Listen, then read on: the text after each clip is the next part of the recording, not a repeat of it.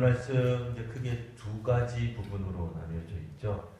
마지막 만찬, 6월절 만찬을 주의 제자들과 함께 이제 하시는 장면.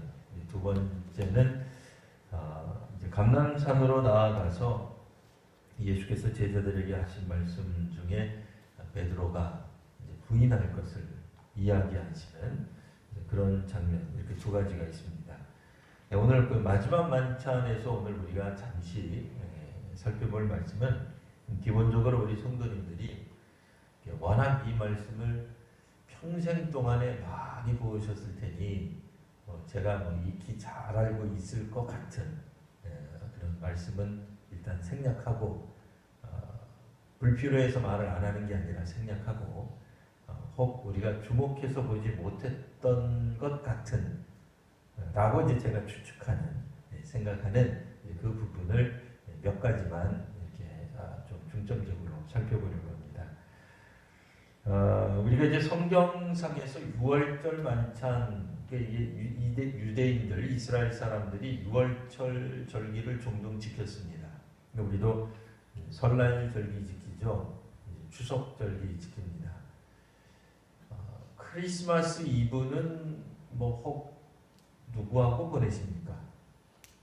여러분, 크리스마스 이브를 누구하고 보내실까요? 나는 가난한 자들하고 보낸다.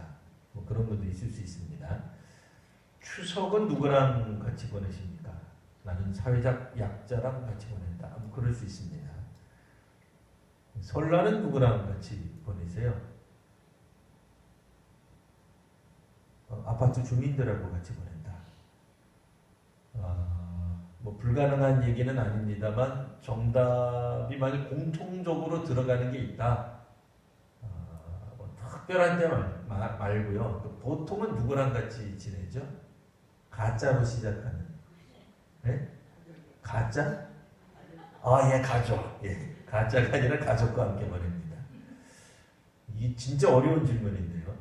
6월절 식사를 유대인들은 누구랑 할까요? 누구랑 할까요? 가족들과. 역시 우리 교회 성도님들이 2000년 전에 유대 땅에서 일어난 일에 대해서도 정통하고 계세요. 이 중요한 얘기입니다.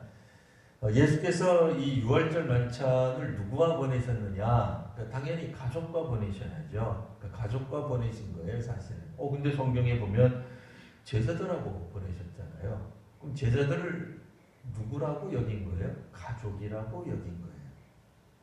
자, 마태복음 읽기에 따르면 예수께서 말씀하신 바 있습니다. 자, 누가 내 어머니냐, 누가 내 형제냐, 누가 내 가족이냐, 이렇게 이제 요약해서 말할 수 있죠. 어머니요, 형제요, 자매냐, 한마디로 요약하면 누가 내 가족이냐. 예수님이 이게 가족도 없이 부모 애비애미도 몰라보고 그런 분 아니십니다. 그런 분 절대로 아니신데, 우리가 이제 복음서, 특별히 마태복음을 읽다가 보면 예수께서 특별히 꼭 꼬집어서, 그렇게까지 강조해서 말씀해도 안 하셔도 될 것 같은데 꼭 꼬집어서 말씀하신 게 누가 내 가족이냐, 누가 내 형제냐, 누가 내 어머니냐. 정답은 뭐죠? 내 아버지의 뜻대로 행하는 사람이다. 이렇게 되어 있어요. 양과 염소로 이제 대변되는, 이렇게 이제 비유되는 마지막 때 주께서 사람들을 나누시는, 목자가 양과 염소를 나누듯 오른편과 왼편에 있는 사람들에게 각각 주께서 말씀하실 때에 그 말씀하셨던 것을 들은 사람들이 다 의아해해요. 오른편에 있는 사람도 우리가 언제 주님을 배고프실 때 먹게 했고 옥에 갇혔을 때 우리가 만나봤단 말입니까? 이런 얘기를 하고요. 또 한편에 이제 좌편에 있다고 왼편에 있는 사람들이겠죠. 우리가 언제 그런 일을 안 했습니까? 매번 했다는 거예요. 우리는 잘 했다는 거예요. 그때도 예수께서 말씀하시기를 뭐라 그래요? 자, 내 형제 중에 지극히 작은 자에게 한 것이 곧 나에게 한 것이다. 반대로 지극히 작은 자에게 하지 않은 것이 나에게 안 한 것과 똑같다. 이 작은 자가 누구냐? 이 작은 자는 분명히 밑도 끝도 없는 작은 자가 아니에요. 이걸 가난한 사람, 사회적 약자로 보게 되면 우리 이렇게 이제 해석을 해야 돼요. 그러니까 이거는 맞는 것 같아요. 어떤 게 맞는 것 같아요? 헐벗었을 때, 배고팠을 때, 이거는 딱 들어맞아요. 보통 가난한 사람들이 배도 고프고 헐벗습니다. 목마르기도 합니다. 근데 이제 한 가지, 옥에 갇혔을 때, 가난하면 옥에 갇히나요? 이상하죠. 사회적 약자는 항상 옥에 갇히나요? 이상하죠. 앞뒤가 안 맞죠. 그러니 이 작은 자는 예수님과 같은 사람이에요. 예수님과 같은 사역을 하는 사람들이에요. 제례 요한과 같은 사람. 요한 같은 경우에 줄였을 거예요. 옷도 제대로 못 입었어요. 그는 약대 털옷을 입었다고 해요. 먹는 것도 속청 이런 것들을 먹었단 말이에요. 결국에는 옥에 갇히기도 해요. 예수님도 옥에 갇혀요. 주의 제자들, 그러니까 예수님의 말씀을 따르고 예수님을 뒤따르는 사람들에게 나타나는 현상 중에 하나가 오병이어가 왜 나타나요? 배가 고픈 거예요. 예수님을 따라가기 때문에 그들이 가진 전부들을 갖다 팔고 가난한 사람들에게 주고 예수를 따르는 사람들, 예수를 따르며 하늘나라 복음을 힘있게 선포하는 사람들, 그들은 줄이고 목마르고 배고프게 되어 있는 거예요. 때로는 옥에 갇히게 되어 있는 거예요. 자, 예수님이 주의 제자들을 누구라고 생각했냐면 가족이라고 생각합니다. 우리랑 똑같아요. 우리도 명절 때 특별한 경우를 제외하고는 우리가 봉사 차원에서 거원이나 양로원이나 병원에 가지 않는 한 가족과 함께 가는 거예요. 유대인들도 마찬가지예요. 유월절을 지낼 때 누구랑 같이 지내겠어요? 가족과 지내는 거죠. 예수님이 가족이라고 생각할 수 있는 사람은 지금은 누구다? 제자들이다 하는 거예요. 왜냐하면 그들은 아버지도 버리고 직업도 버리고 예수님을 뒤따르는 사람들이에요. 3년 동안 물론 가끔 성경에 보면 베드로가 장모와 함께 이런 이제 표현들이 나오기는 합니다만 거의 집도 떠나고 그런 사람들이에요. 오늘 성경에서도 보면 6월절 잔치를 어디서 해야 되겠습니까? 참 기가 막히죠. 이거 자기 집에서 해야죠. 근데 성난 나무에게 가서 선생님 말씀에 그러니까 이것도 예수님을 지지하는 어떤 사람의 지지자의 방에 들어가 지지자의 2층 다락방에 들어가 이와 같은 식사를 하였다라는 얘기입니다.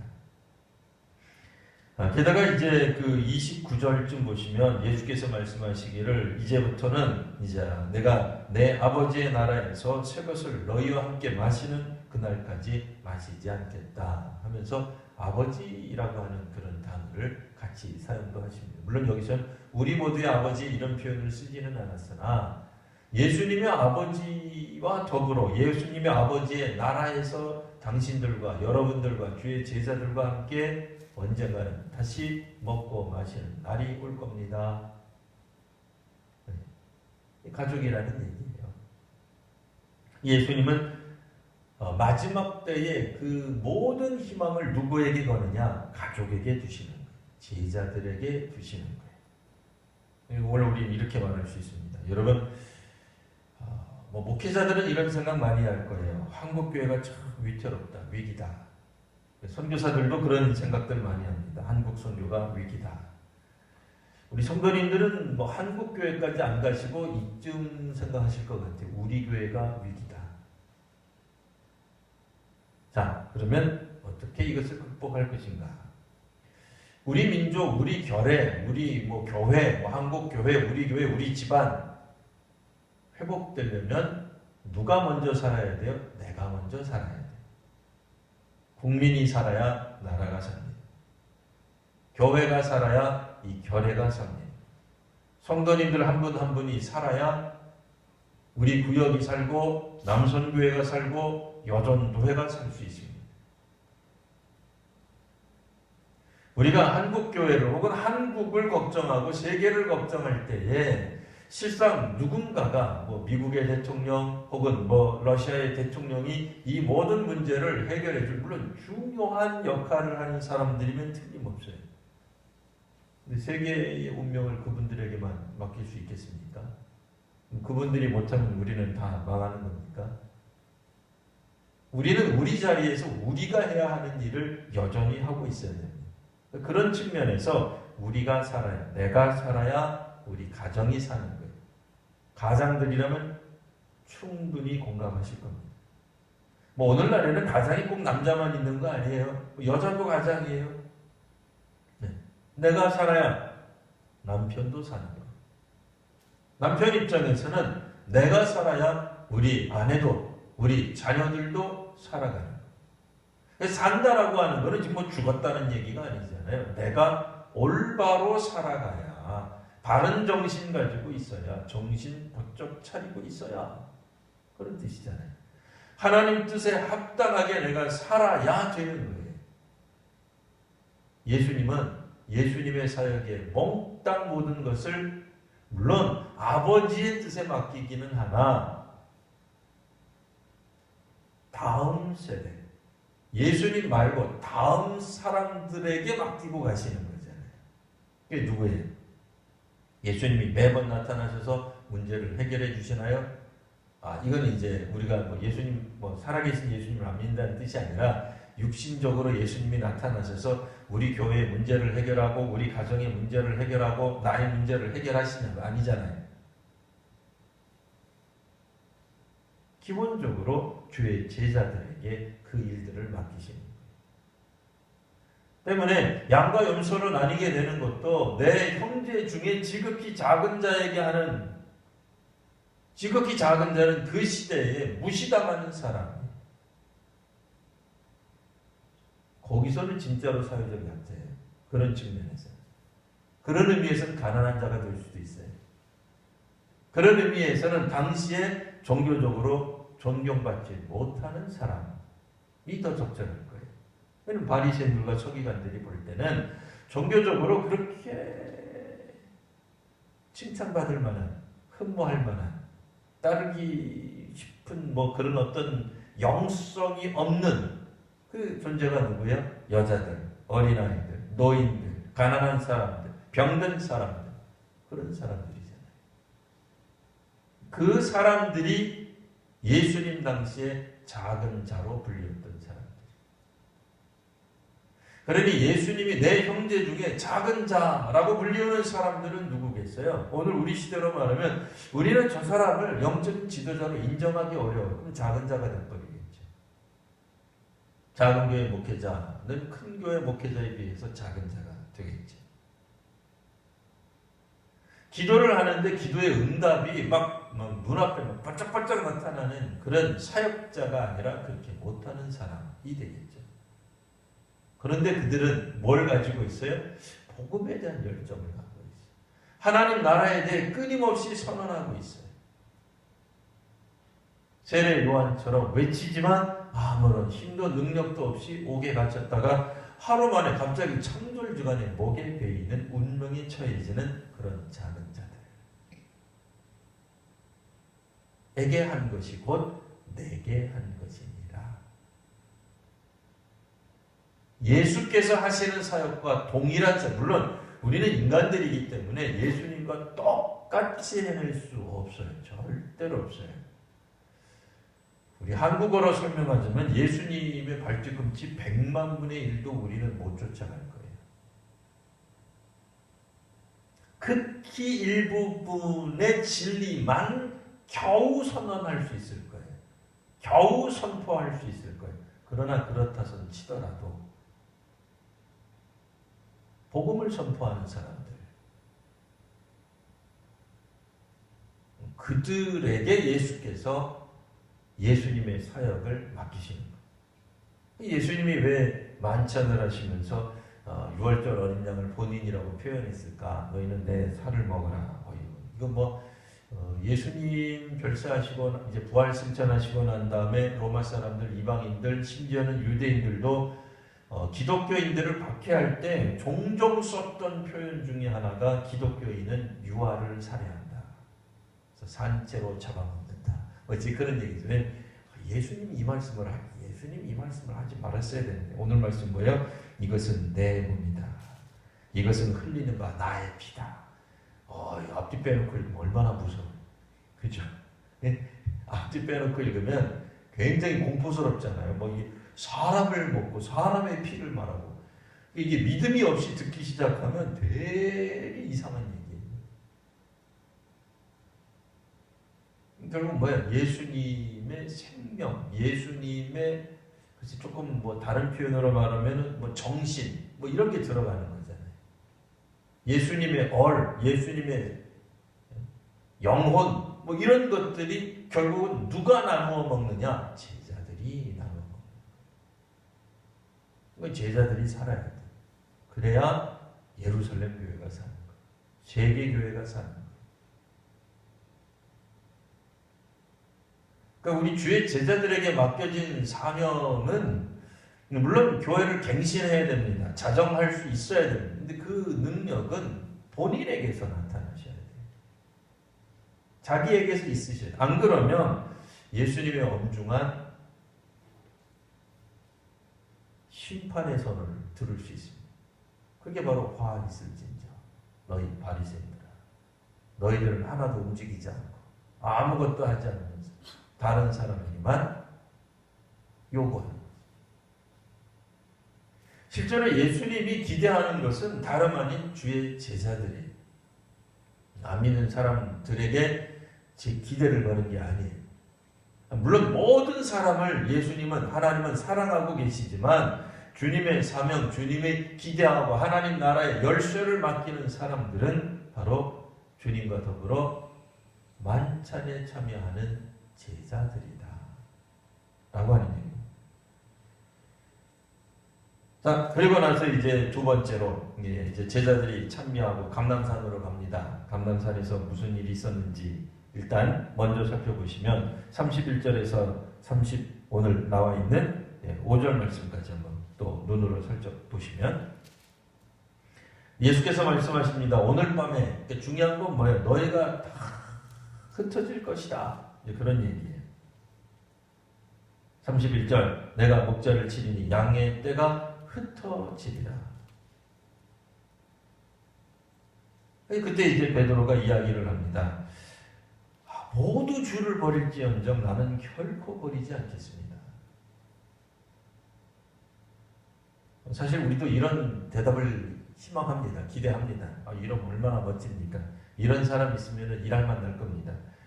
회사를 창업한 사람이 만약 주위에 있는 그런 어떤 분들이 같이 함께하는 분들이 창업한 분들이 함께 일하는 동료들이 이런 말 해주면 얼마나 좋겠어요.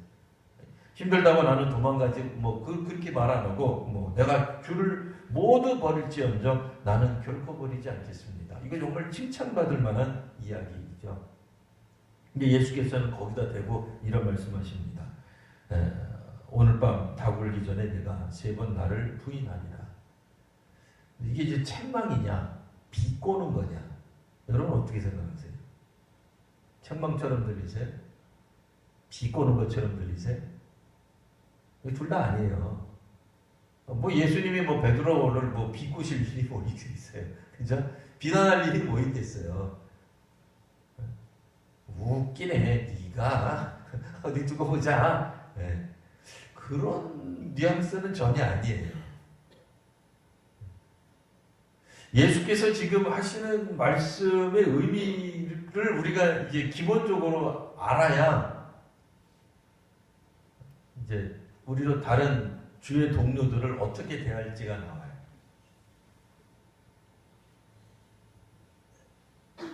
기본적으로 예수님은 주의 제자들이 예수님을 버릴 것을 알았습니다. 그러나 주의 제자들은 그렇게 얘기하지 않죠. 왜 그럴까요? 간단히 말하면 이렇습니다. 32절 우리 한번 보실까요? 32절 우리 같이 한번 읽어보겠습니다. 자, 시작. 그러나 내가 살아난 후에 너희보다 먼저 갈릴리로 가리라. 예수님 말씀 안 하신 게 아니에요. 근데 이제 제자들이 어떻게 돼요? 안 들려요. 안 들려요. 그래서 마지막 절에 이렇게 얘기합니다. 내가 주와 함께 죽을지언정. 아니, 그 얘기를 얼핏 잘 듣긴 들었어요. 그러니까 분명히 오늘 밤에 목자를 치리니 예수님이 드디어 그렇게 말씀하셨던 예루살렘에 오면은 죽을 거다 그 얘기 하시는구나. 고맙게도 거기까지는 깨달았어요. 그거는 눈치챘어요. 이거 하나만 해도 사실은 상당한 진보예요. 굉장한 발전이 있는 거예요. 근데 문제는 그 다음에 하는 예수님의 이야기를 여전히 못 듣고 있어요. 놀랍죠? 참 신기하죠? 예수님이 부활하신다니까, 살아난다니까. 근데 그 말은 못 믿는 거예요. 안 믿는 거예요. 사실 그래요. 우리도 사람이 죽는다는 것에 대해서는 뭘 좋아하거나 그런 뜻이 아니라 수긍이 가지 않고, 사람이 죽는다는데 수긍 못할 사람이 어디 있어요? 다 수긍합니다. 근데 부활한다. 이게 이제 쉽지 않은 거죠. 그러니까 하늘나라에 대해서 예수님이 선언하시고 귀신을 쫓아내시고 병든 자를 고쳐주시고 오병이의 기적을 보여주시고 물리로 걸으시고 하는 등등의 일련의 사건들을 통해서 궁극적으로 예수께서 말씀하시고자 했던 하늘나라에 우리가 들어가는 것이다. 그거를 이제 모르는 거, 이게 무슨 말인지. 그래서 이분들이 예수님께 대한 충성은 나오기는 해요. 근데 이제 우리가 성경을 읽을 때 어떻게 읽어야 되겠습니까? 일전에 있었던 사건을 기억하시죠? 세베대 아들들의 이제 어머니가 오셔가지고는 이제 예루살렘 입성하시면 하나들 우편에 하나들 좌편에 앉게 해 주십시오. 이제 그런 얘기 하잖아요. 얼마나 신나요? 그러니까 목표가 거기 있는 거예요. 목표가. 그러니 이렇게 얘기를 합니다. 모두 주를 버릴지라도 나는 결코 버리지 않겠습니다. 내가 주와 함께 죽을지언정 주를 부인하지 않겠습니다. 사실 이 앞뒤 빼놓고 보면 이 말대로 해야 돼요. 사실은 이 말대로 우리가 살아가야 돼요. 정말 우리가 그렇게 살아가는가? 예수께서는 우리의 연약함을 아십니다. 우리가 완벽하게 살지 못한다는 걸 아십니다. 원수를 사랑하지 못한다는 것도 아십니다. 물론 성령께서 감동하셔서 원수를 사랑하는 일도 있는 것도 알고 계실 거예요. 그러나 기본적으로 우리가 얼마나 주의 말씀에서 벗어나서 살아가고 있는지, 자기가 결단하고 헌신하고 서약한 것을 어기고 있는지를 주께서 알고 계십니다. 초대교회 안에서 종종 로마 카톨릭 교회가 얘기를 하잖아요. 베드로가 교회의 수장이었다. 근데 수장인데 예수님을 재범부이네. 우리 같으면 이 성경 구절을 빼버리죠. 삭제해버리죠. 부끄럽잖아요. 오로지 뭐만 남겨야 돼요? 하여나시마나 내가 내 반석 위에, 네 믿음 위에 내 교회를 세우리. 그것만 남겨야지. 3번 부인하리라. 이게 얼마나 창피합니까? 근데 놀랍게도 이 성경은 뭐라 그래? 모든 제자도 그와 같이 말을 하는데 결국 이 모든 제자가 어떻게 해요? 다 주를 부인하죠. 각자의 방식으로. 3번 부인함으로 베드로, 도망감으로 나머지 10제자. 나머지 한 제자는 예수님을 팔아넘김으로. 다 부인하죠. 다 부정하잖아요. 놀라운 일단, 물론 이제 다른 성경까지 이렇게 해서 보시면 이 구절은 아마 이제 가룟 유다가 없을 때 하신 것 같긴 합니다만, 여하튼 중요한 것은 12제자 모두가 다 하나같이 주를 부인하더라, 도망가더라 라고 하는 겁니다. 절대절명의 순간, 정말 문자적으로 죽을 수도 있다는 순간에는 우리가 도망가더라 하는 얘기. 저는 이 말씀을 읽을 때마다 그런 생각해 봅니다. 제가 신학대학 들어갈 때쯤에는 분명히 나도 주를 위해 죽겠다, 죽을 수 있다, 순교한다, 초도 의심이 없었어요. 왜냐면 고등학생 때였거든요. 뭐 거칠 게 없어요. 죽으면 나 혼자 죽는 거니까.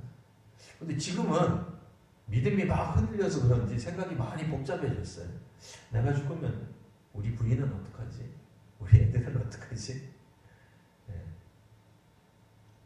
뭐 지금은 이제 어머니 안 계시니까 이제 옛날에는 우리 어머니 어떡하지?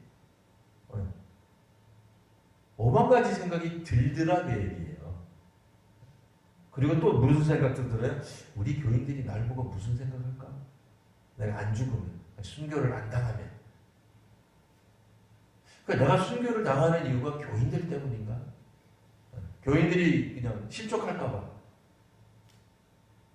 순교 당해야 되나? 오만 가지 생각이 다 드는 거예요. 그러면서 무슨 생각이 들었겠어요? 믿음에서 연약한 사람들, 실패하는 사람들, 자신의 서약을 어기는 사람들에 대해 마음 놓고 비난해도 될까? 아니, 비난은 해야 돼요. 근데 마음 놓고 비난해야 될까? 악을 저지른 건 우리가 잘못했다고 얘기를 해야죠. 원수를 사랑하지 못하는 교인을 보고 아무개 집사님 왜 원수를 사랑하라고 그랬는데 당신은 원수를 사랑 못합니까? 라고 말은 해야 되겠지만 그렇다고 마음껏 비난할 수 있을까? 하는 생각을 해보게 됩니다.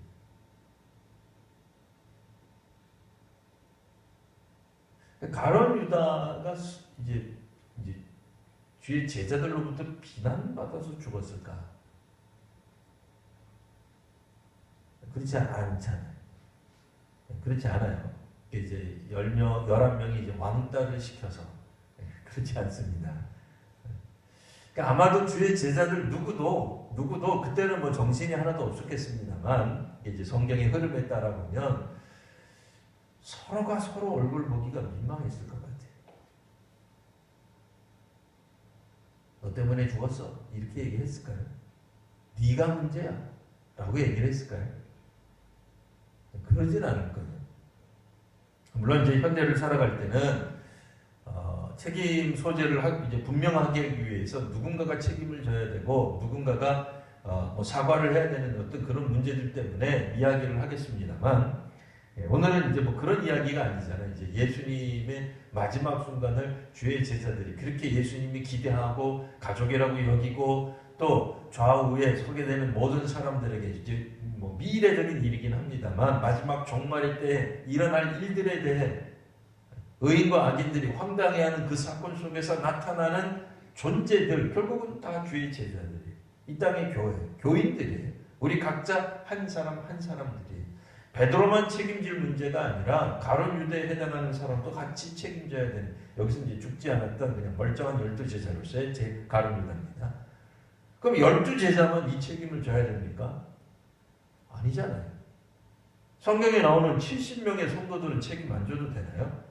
예수님으로부터 오병이어 기적 속에 함께 동참했던 사람들, 여인들은 그러면 믿음의 삶을 살지 않아도 되나요? 그런 거 아니죠.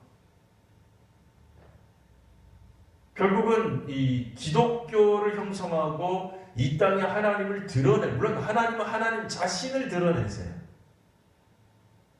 우리의 증언이 필요치는 않으세요. 그러나 그럼에도 믿지 않는 사람들이 유난히 지금 그분들이 자연을 다 연구하다가 물론 이제 주를 깨닫는 사람들도 간혹 있어요. 만에 하나 있어요. 없진 않아. 있긴 있어. 있는데 그들은 결국 누구를 보는가? 우리를 보는 거죠. 그 우리를 통해서 하나님을 그들이 알게 되는 거예요. 사실 우리가 맡은 사명이 간단치가 않아요. 안 믿는 사람에게 하나님을 드러내야 되고요. 믿는 사람들 간에는 형제를 또 나타내줘야 돼요. 이게 쉽지 않아요. 그러니까 우리랑 생각이 다 다른 사람들이 같은 사람들만 있으면 얼마나 좋겠어요. 그렇지 않아요. 생각이 또 다 틀려요. 1 더하기 1은 2다라고 하는 거에 대해서는 우리가 학교에서 배웠기 때문에 그 지식으로는 똑같아요. 근데 그거 말고 살아가는 방식은 다 틀린 거예요. 불이 났을 때 여러분 무엇을 먼저 챙기시겠습니까? 다 틀려요. 그럼 다 틀리다고, 다 다르다고, 저 사람은 우리 구역 아닌 것 같아요. 나는 불나면 뭘 먼저 챙길 것 같은데 저 사람은 딴 거 챙긴대. 아이고 실망이야.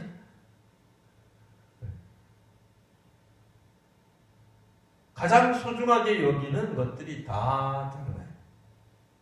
가치라고 하는 거죠. 내가 가장 가치 있다고 생각하는 게 다 틀려요. 우리가 교회를 섬기는데 가장 가치 있다고 생각하는 것도 다 틀려요. 똑같을 것 같아요? 그렇지 않아요. 어떤 사람은 봉사에, 어떤 사람은 섬김에, 어떤 사람은 나눔에, 어떤 사람은 선교에, 어떤 사람은 교육에, 어떤 사람은 교육, 환경, 예배, 환경에 마음을 줄 수 있는 거예요. 그리고 그게 또 시시각각 바뀔 수도 있어요. 캐나다에서 사역하시는 우리 선교사님이 오늘 마침 우리 교회를 방문하게 된 일이 있습니다. 잠깐 방문했다는데 그분이 몇 번 우리 교회에 잠깐 오셨다 가셨어요. 그때마다 아무 얘기 안 하다가 오늘은 무슨 생각이 들었는지 공 목사님 이상하게 신고모교에 들어오면 화장실 냄새가 나요. 저는 잘 안 나요. 왜 안 나죠? 계속 있었으니까 잘 안 나요. 어쩌다 온 분에게는 그분에게는 그게 확 들어오는 거예요.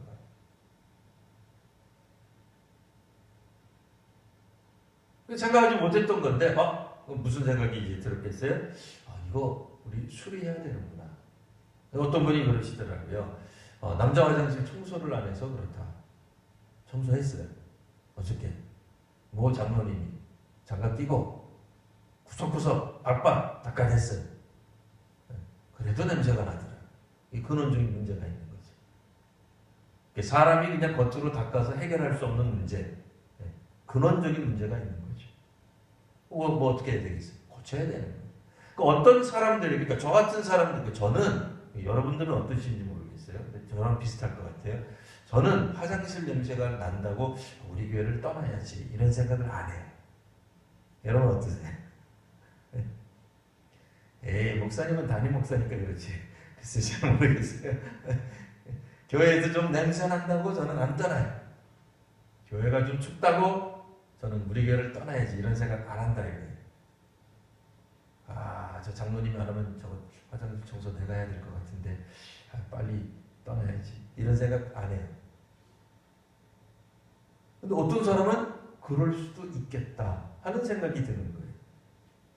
우리 교회 방문한 분들 입장에서는 이 교회를 내가 다닐까? 아니네, 냄새나네, 안 다닐 수 있겠다, 포기할 수 있겠다 하는 생각이 드는 거예요. 사람들마다 가치가 틀린 거예요. 어린아이를 유아를 동반한 분들이 와가지고 우리 교회 3층으로 올라가서 저 3층 잠옷이요. 우리가 볼 때는 정말 잘 만들어 놓은 거예요. 뿌듯해요. 저거 볼 때마다 저는 그렇지. 3층 우리가 왜 아침에 2부 예배 드릴 때도 저쪽에 손 들어주세요. 저도 이제 그렇게 하잖아요. 그럼 뿌듯해요. 근데 실제로 아이를 안고 가는 사람은 3층이 불편한데 불편할 수 있는 거예요. 그분은 지금 아이를 안고 있는 사람이고 아이를 양육하는 사람 입장에서는 다른 우리들과 다르게 가치 기준이 틀리는 거예요. 교회를 선택할 때 그것이 기준이 될 수 있는 거예요. 근데 우리가 그분 보고 화장실 냄새를 난다고 우리 교회를 안 다녀?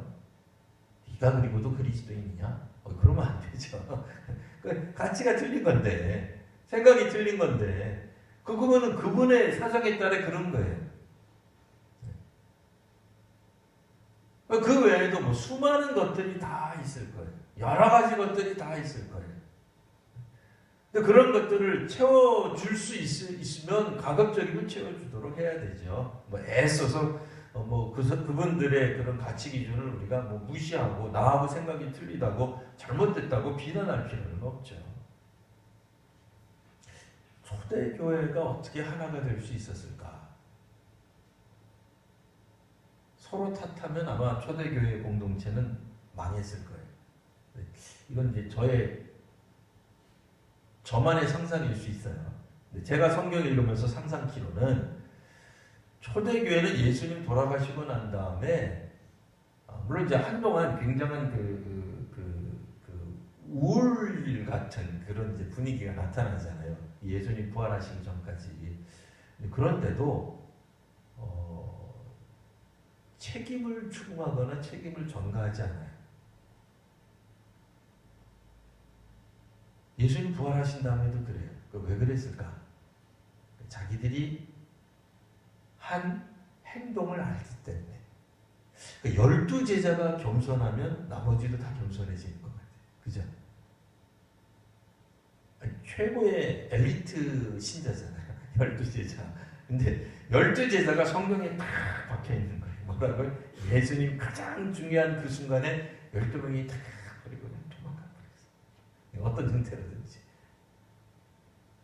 한 명은 죽었습니다만 나머지 11명 얼마나 부끄러워요. 부끄러워할 줄 알면 겸손해지는 거예요. 그런 의미에서 저는 첫 번째는 우리 성도님들이 주님께로부터 받은 놀라운 축복들이 많으시길 바라요. 두 번째는 주님께로부터, 주님 앞에서, 정확하게 주님 앞에서 얼마나 우리가 부끄러운 존재인지 아는 수치심이 있었으면 좋겠어요. 부끄러움이 있으셔야 돼요. 물론 그것 때문에 아무것도 못하고 그냥 눌려가지고 그냥 아무것도 못하고 손가락 그러라는 얘기가 아니에요. 절대로 그런 의미에서 말씀드리는 게 아니에요. 우리랑 다르다고, 그러니까 우리가 못 지켜진, 당신이 못했다고 그런 거는 안 해도 되는 거죠. 예수님의 제자들 나머지 11명이 서로를 보면서 무슨 생각을 했겠어요? 그냥 아는 거죠. 아, 그래. 그냥 아는 거예요. 사람의 존재에 대해서 아는 거예요. 연약하다는 걸 아는 거예요. 부족하다는 걸 아는 거예요.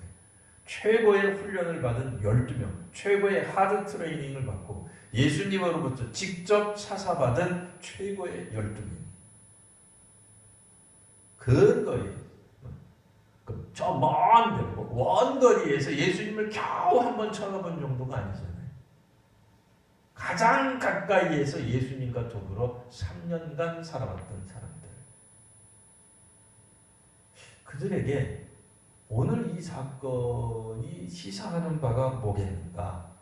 그러니까 베드로만이 아니라 모든 제자가 결국, 물론 이제 베드로만 이제 3번 부인이라고 나왔습니다만, 내가 주와 함께 죽을지언정 주를 부인하지 않겠습니다 라고 말을 할 때 주를 버리지 않겠습니다. 먼저 베드로가 말했을 때도 사실은 제자들도 말하고 싶었던 거죠. 근데 이제 지금 뭐 순서가 이제 안 나오고 쭉쭉쭉 넘어가다가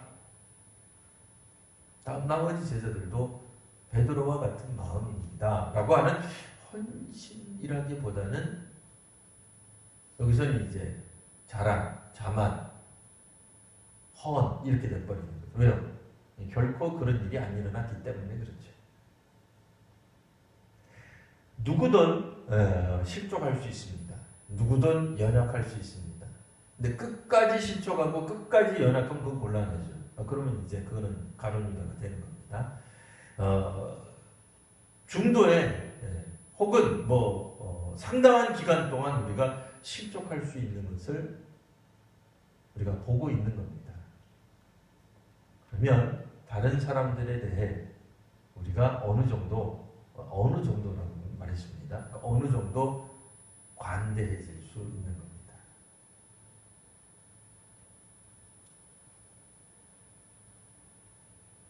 주께서 마지막 순간에 제자들에게 가르치셨던 영적 가르침, 비아냥거린 거 아닙니다. 놀려댄 거 아닙니다. 니까짓게 나를 안 따라겠다고 그런 게 아닌 것 같아요. 그러니까 그런 뉘앙스로 주께서 말씀하셨다면 제자들이 받는 그 수치심은 곧 좌절감과 절망감으로 이끌어갔을 겁니다. 그러나 예수께서 말씀하신 이 수치심은 예수님이 결국은 들춰내신 거죠. 우리의 연약함을 밝혀 드러내신 거죠. 아직은 제자들이 인정하지는 않고 있지만, 그러나 이제 곧 제자들은 수치심을 느끼게 될 겁니다. 근데 그 수치심은 예수님의 사랑과 배려와 용납임을 알게 되는 거예요. 똑같은 수치심이라고 해서 우리를 다 나쁘게 만드는 건 아닙니다. 어떤 수치심은 사람들로 하여금 더욱더 성숙한 인격, 성숙한 신앙을 갖게 만듭니다. 그런 의미에서 오늘 말씀에서는 한 번은 예수님이 주의 제자들을 굉장히 사실은 격상시키셨다 이렇게 저는 생각해요. 왜요? 주의 가족으로 인정하신 거니까. 그런 의미에서 우리 성도님들도 주님을 경험하고 주님과 교통하고 주님과 사귐이 있고 이런 어떤 놀라운 경험들, 간증거리가 많으셔야 되고요. 두 번째는 그럼에도 우리가 살아야 이 교회가 살고 한국교회가 살고 그러니까 정말 중차대한 사람임에도 우리는 필요에 따라 주를 버리기도 하는구나. 주와 함께 안 가기도 하는구나 하는 것을 깨닫는 그런 사람이 될 때에 실상 주의 일을 해낼 수가 있는 겁니다. 의욕과 결단과 주먹을 불끈 쥐는 그런 것으로 주님의 일을 하는 것이 결코 아닙니다. 이렇게 정말 주를 위해 정말 낮아진 사람, 우리 스스로도 정말 지극히 작은 자 중에 하나라고 여길 때 주의 형제 중에서 지극히 작은 자가 되는 거예요. 우리가 드러낼 만한 게 없잖아요. 우리가 정말로 지극히 작은 자예요. 깨달으면 다른 사람들에 대한 우리의 언행 이런 것들이 처음부터 그냥 쉽게 바뀌지는 않을 거예요. 쉽게 바뀌지진 않지만 점진적으로 계속해서 바뀌어나가면서 다른 사람들의 연약함에 대해 보는 폭들이 넓어질 수 있게 될 겁니다. 오늘 주의 고난, 주께서 특별히 성만찬이라고 불리우는 성만찬의 원형이죠. 예수님이 이제 주의 제자들과 하셨던 마지막 만찬, 6월절 만찬이거든요.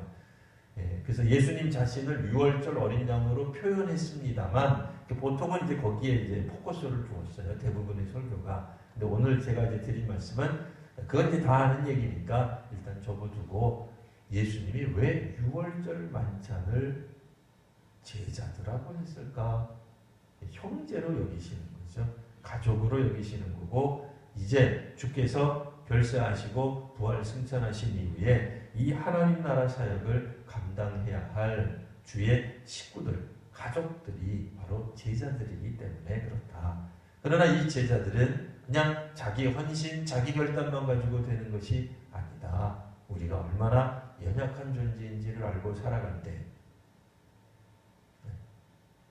다른 사람에 대한 생각이 더욱더 깊어질 수 있다라는 말입니다.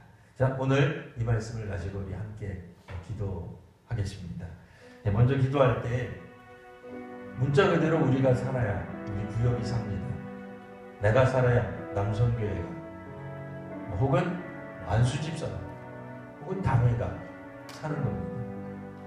내가 영적으로 살아야 우리 가족이 사는 겁니다. 내가 살아야 한국이 살아갈 것입니다. 이 교만한 마음이 아닙니다. 그러니까 이 세계 중심이 나라는 뜻이 아닙니다. 내가 살아야 됩니다.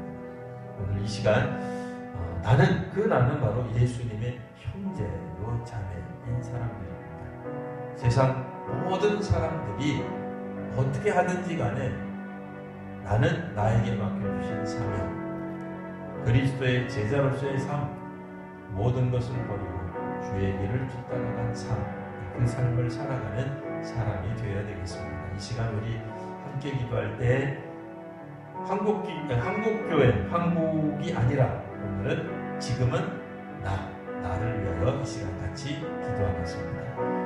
아버지 하나님, 오늘 이 시간 내가 살아야 되겠습니다. 내가 살아있는 신앙인이 되어야 되겠습니다. 아버지 하나님, 오늘 제 자신을 들여다보게 하여 주옵소서. 주님, 제가 지금 주 안에서 정말 믿음으로 살아가고 있는지 밝히 보게 하여 주시옵소서. 아버지 하나님, 영적으로 지금 신족하고 있지는 않습니다. 세상적으로 표현하면 삐져 있지 않습니다. 나하고 다른 사람들, 나하고 생각이 다른 사람들, 가치관이 다른 사람들 때문에 우리는 여전히 불평하고 그 사람 때문에 한국교회가, 우리 교회가, 우리 가족이 문제가 있다고 생각하지는 않습니다. 아버지 하나님, 부인이 남편 탓하고 남편이 부인 탓하고 자녀는 부모 탓하고 부모가 자녀 탓한다면 그 가족은 해체될 수밖에 없습니다.